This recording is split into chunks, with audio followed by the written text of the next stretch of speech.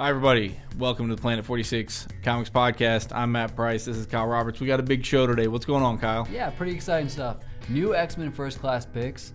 Some lucky fans will get to meet Will Smith, and Green Lantern goes to San Francisco. All right, very cool. So first off, we find out we get kind of a first look at Lucas Till as Havoc in the X-Men movie. Pretty awesome picture, too. There's fire all around him. Maybe he just combusted. Yeah, who knows? He didn't have his special suit. Who knows? Just fire everywhere. We also saw 2 new posters, and Kyle, I'll let you share your opinion on those. So it's of Magneto and Professor X. We saw some last week. They were pretty cool. It's a reflection in the water, Right. and you kind of get the idea of what they become later. They're kind of the same concept, but they're pretty much just putting their face in their crotches. So Professor X and Magneto have crotch faces. I don't know why they decided to release these posters exactly. I mean, I'm looking forward to the movie. The overall style of the movie looks cool, but these particular posters are like, I don't know if people are going to know who this is. I feel like I did this in Photoshop in 4th grade, or maybe could have did a better job. Yeah, we don't like these posters overall, but the Havoc picture looks cool. We're looking Pretty forward cool to the Havoc movie. picture. So, hey, you know what? Will Smith, one of the biggest stars in Hollywood. You could possibly get a chance to meet him. There's an auction going on right now at CharityBuzz.com. They're filming Men in Black 3. And he will be Agent J again. And if you bid the most, and I think last I looked, it was in the thousands of dollars, but if you bid the most, you could get to hang out with Will Smith on the set. That would be pretty awesome, and the director. Yeah, and the director. And I mean, hey, the other guys might be around too. Tommy Lee Jones, whoever else is in the movie. Yeah, That could be cool. pretty sweet. So check that out over at CharityBuzz.com. And now, as far as our question of the day, that's also Will Smith related. Yeah, our question of the day is, what is your favorite Will Smith movie? All right. So not TV show. Can't say Fresh Prince. Can't say the Fresh Prince. But what is your? Well, you know, favorite? I like several of them. I was debating saying Men in Black, but I'll say my favorite is Pursuit of Happiness. It's such a feel-good movie at the end where That is a everything good kind of movie. comes together. Really, really solid movie. With his son in it, Jaden. With his son, Jaden. in it. Yeah, what's your favorite? I'm gonna have to say Hitch. It's just great comedy. Just a great movie overall. All right, very cool. And then, hey, if you're in San Francisco or heading out there for WonderCon, there is a ton of Green Lantern stuff happening. There is, yeah. It's Green Lantern goes to San Francisco. Exactly. The movie, they're going to premiere the animated movie, Green Lantern Emerald Knights, out there. They're going to have Ryan Reynolds out there doing a panel and signing autographs. I don't know how exactly. I think you may have to be a little bit lucky to get at the front of that line.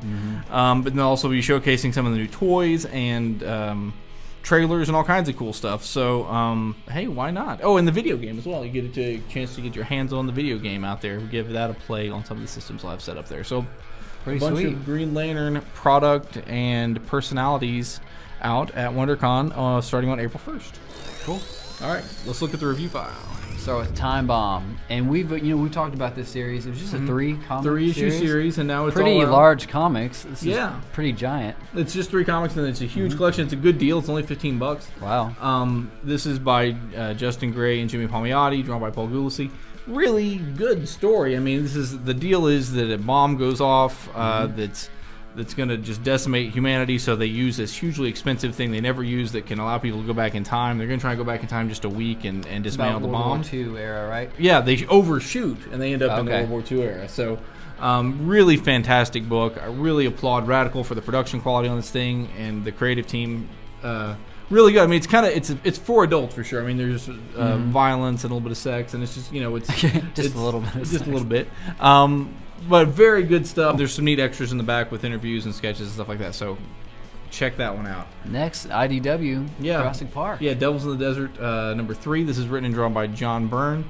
And if you've been like, I don't necessarily want to pick up a licensed comic, or I'm not in Jurassic Park, this is just like crazy dinosaur eating people action. John Byrne is doing some of the best stuff I've seen in a while. I've also like Next Men with IDW, but he's kind of I feel like reinvigorated with a couple of really cool comics out. And this is, if it's kind of been under your radar, if you've missed it, go check it out, because it's it's not just a knockoff from the movies. It's I mean, it's the concept, and it's tied into kind of what happened, but it's all kind of original stuff. Very cool.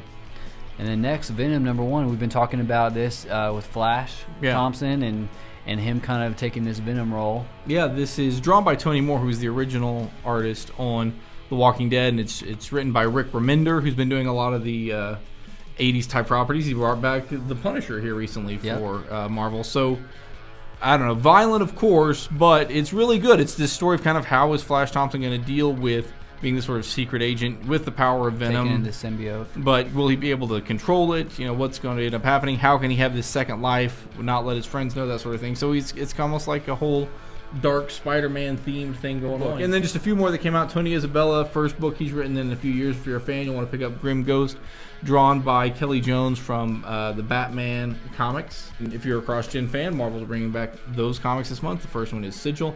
Kind of a twist on the original concept, but I wasn't sure what to expect. Ended up liking it. Finally, Death of Spider-Man. Yeah, this is the last part of the prelude. This is a lot of things kind of lining up for Peter Parker, and then of course things are probably going to go horribly wrong as Death of Spider-Man kicks off. But in this case, they don't know. This is in the Ultimate Universe. This is Ultimate Spider-Man. They were not going to probably take away your entire Spider-Man. But I mean, I think it's going to be a in-demand storyline. Absolutely. So, do you have a pick? Yeah, I'm going to go with Venom #1. You know, that Flash Thompson storyline is pretty cool. All right, very cool.